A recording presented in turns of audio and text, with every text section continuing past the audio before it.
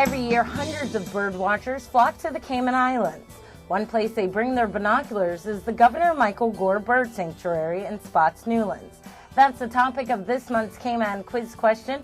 Joining me with the answer is Stuart Mailer, a new field officer at the National Trust. Stuart, what's the best time of year that people can spot the most activity? Well, the short answer is the dry season. That's because this pond is an important source of fresh water for the birds.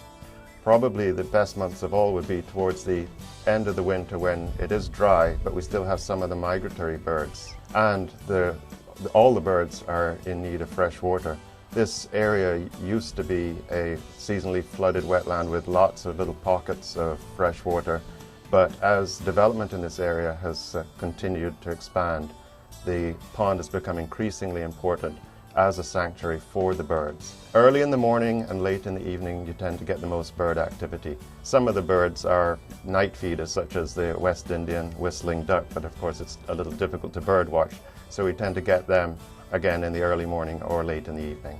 It's very much day dependent what you actually see, but over the years more than 60 of the total number of birds that have been spotted in the Cayman Islands have been seen at this pond. The West Indian whistling duck is very much one of our special birds, but there's a number of other birds, egrets, herons, warblers I mentioned, grebes, other species of ducks, moorhens, pigeons, doves, just about you name it, there's a possibility of sighting it here at the pond. One of my favorite birds in this sanctuary is the pied-billed grebe.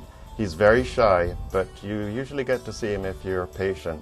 And what's interesting to me, not only does he dive under the water, but he also acts somewhat like a submarine in that he exhales air and sinks down so that quite often you only see his neck and his head sticking above the water. What's interesting about the smooth-billed Annie?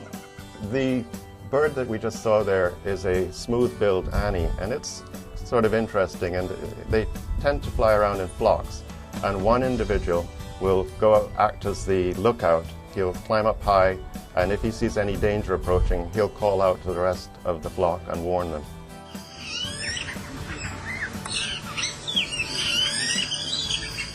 Some of the birds you need more than just a good look at. Sometimes you even need to be able to identify, differentiate between the calls of one bird and another. That typically applies to some of the migratory warblers. Besides birds, there are other animals at the sanctuary. Can you talk about the turtles? Yes, there's a number of hicketies, little freshwater turtles, that are congregating around the water's edge here behind us. In some ways that's unfortunate because it indicates that they have been being fed on a regular basis. And although they're fun to look at and fun to feed, it's really not a good idea to be feeding any of the wildlife, as it creates a potential for an ecological imbalance.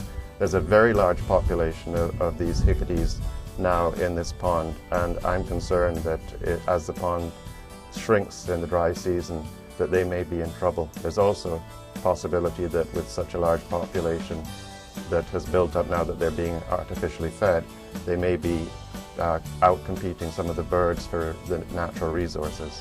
How large is the sanctuary, and when did the National Trust acquire the land?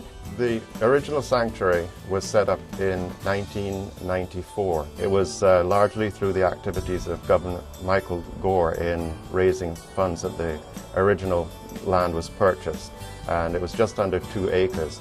Now, just as recently as this year, we've managed to expand the sanctuary by close to another acre. We're surrounded here just a few hundred yards away from fairly dense populations, houses and roads and so forth, but in this little quiet corner, a birder can come and get away from civilization and step back to nature.